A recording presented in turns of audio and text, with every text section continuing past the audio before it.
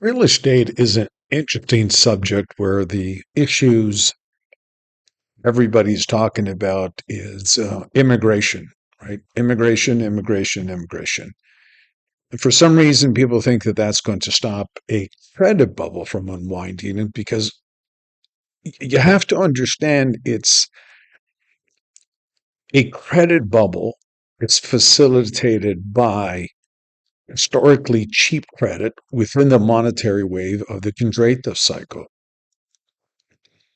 You can have supply and demand, of course, they are important factors, but what drives real estate is affordability. Now, I've alluded to that the great long wave real estate cycle in Canada is over. That began in 1946. And in 1946, if you think about it, only the head of the household, a factory worker, could purchase a home, save over 5 years, and pay it off. Today, only the wealthiest people can purchase a home. And there's a lot of theories on the reason for it, but the bottom line is the amount of private debt that is accumulated on behalf of Canadians moving into mortgages because its price became cheaper over a 40-year period. And that's very important because wages in real terms started to stagnate. And that was the start of decline of Canadians becoming poor. Because what we've done in the meantime is just inflated real estate based on cheap credit, not income. Historically, prices will start. I mean, I'm talking about a very long time. We have data going back 500 years, fluctuates in and around the inflation rate of incomes. It makes sense, right? And what distorts that is the price of credit. And mortgages. We'll do a video on the specifics why I believe the great real estate cycle from 46 to 2022 is over.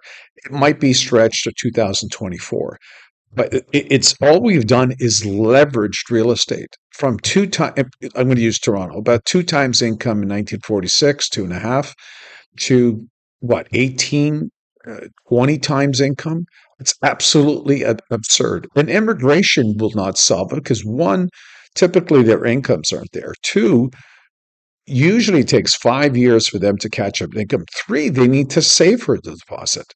So that's why I don't factor them into the demographics, except for the millennials that are born here and that they've been working and saving to purchase a home.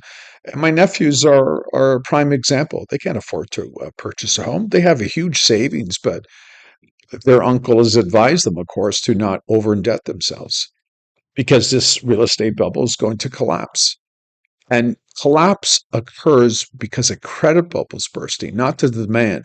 If you look at the data, long-term data, and I think I've showed this on this channel, there was demand in the 1870s, 1880s, where Canada was experiencing explosive economic growth. And even in the 30s, demand never fell. Uh, and supply was met. But we had a credit bubble collapse around the world, and that's what caused the collapse in prices. Now, I'm going to show you two interesting charts you've never seen before. Now, this is a long wave, right? This is the Kondratiev cycle, and this is all I did. I took the data from Stats Canada. It was really hard to find, but I found the data, and then I spliced in the numbers from the UN World Population Prospects 2019 median variant. All that means is they give you a low variant and a high. That's going to skew it, right? Because immigration is cyclical. It's not linear or exponential.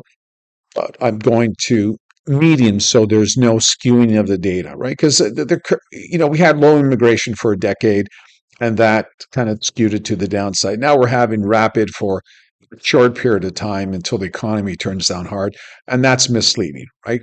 We want to be as accurate as possible. But here's the most important thing when you look at it. You see this, by the way, and I used the numbers and projected up from the UN to 2050.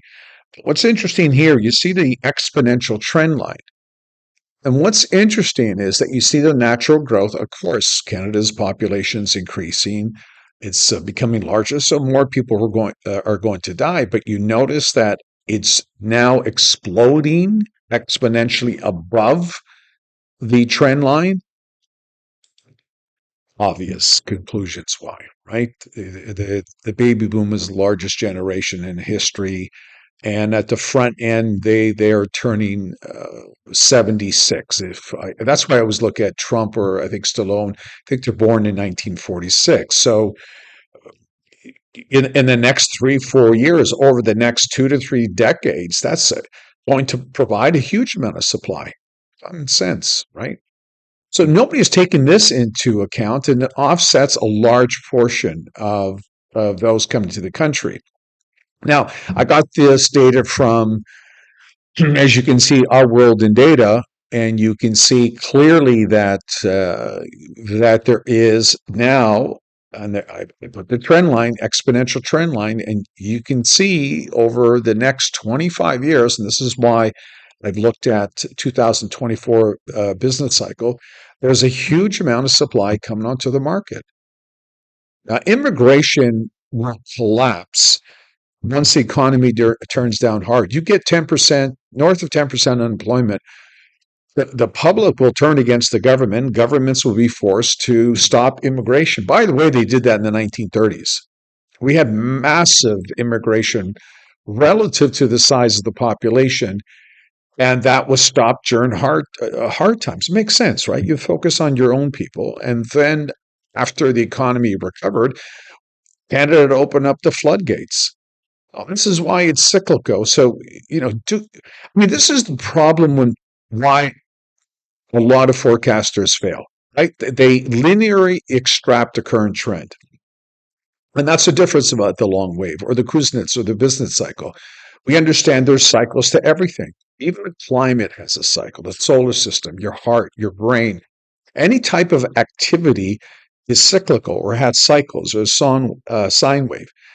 And this is the reason why the Elliott wave, the speculum cycle, the fourth turning, and the long wave makes sense to me because they're social cycles that last over a lifetime.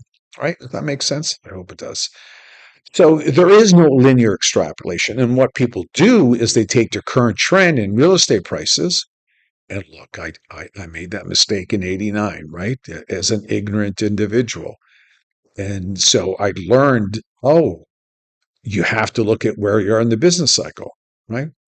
So this is the reason why every forecaster fails. They don't take into account a downturn in the economy or the demographic cycle changing, or as you can see here again, we're going to have this a huge amount of supply. We're going to have the millennials demand peak in 2024.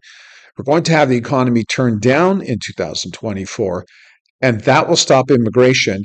And then with a credit contraction, we're going to have a huge supply. So you understand, I hope you understand why I'm very bearish for real estate for the next generation until the next baby boom.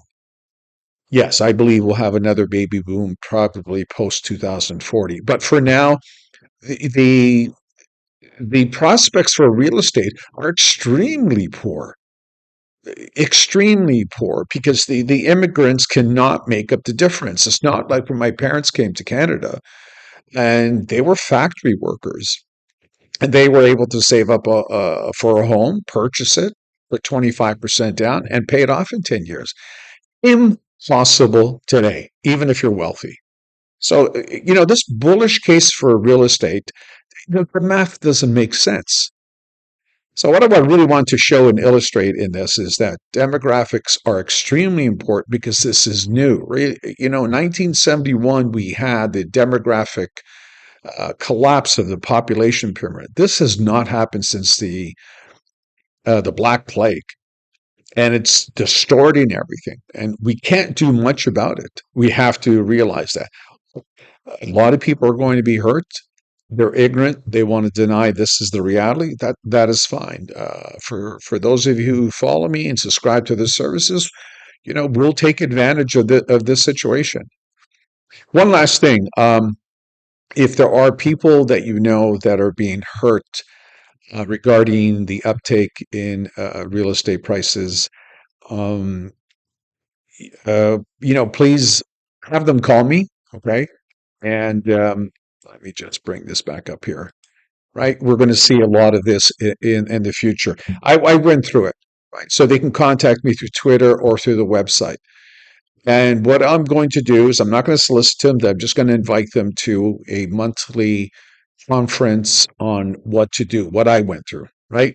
And it's going to be an education on my experience of the collapse in real estate in Canada between 89 and 94. It actually was global, and what you can do. Right? I'm not going to give you financial advice. I'll just give you information, but I'll give you information how I handled it. All the mistakes I made. Because just was caught. Real estate never collapsed prior to the 1930s. And so it surprised a lot of people when it did collapse, including myself. Well, if it wasn't for that experience, as I've alluded to, I wouldn't be where I am today forecasting because I'm a curious person and I figured out how things work, right? So again, please have them contact me at my website, The Economic Long Wave. In the links below, you can find the website and just where you contact me. And I will build up the list and we'll have a seminar once a month and I'll guide people. That way they can make a better decision what to do, whether they should sell, hold on, or not panic, right? Because I was forced to make a decision. And if I knew what I knew today, I would have made a more prudent decision much earlier, right? Because we always thought it was going to come back and it never did. And that the 90s was a secular bear market for real estate. All the speculators were wiped out. Most of them were, anyways. And homes were thought of a place to live. And that's changed again. And still there's speculation mentality. Okay. So please have them contact me. This is one of the few experts who went through it personally. I don't like to say experts, right? I'm a student of the long way, but a few experts that went through it and I can guide them through. Anyways, hope you found this informative. Thanks for the feedback. Don't forget to hit the notification bell if you like this. I'm going to focus on one video a day as we guide you into economic winter and then how to survive and prosper, right? How to take advantage of this, how not to get hurt financially, personally, spiritually, physically, right? Governments will be forced to cut back their spending. And so if you're extremely dependent on government, I'd be cautious because they don't have the economic growth to pay for all the social programs. All the programs that were designed pretty much from 30s to the 60s, we had a booming economy, productivity, there was no financialization, no speculation, a very young population. And so it was easy to extrapolate the trend, right? But this is the mistake of forecasters. Anyways, hope you found that informative. And as always, we'll talk soon.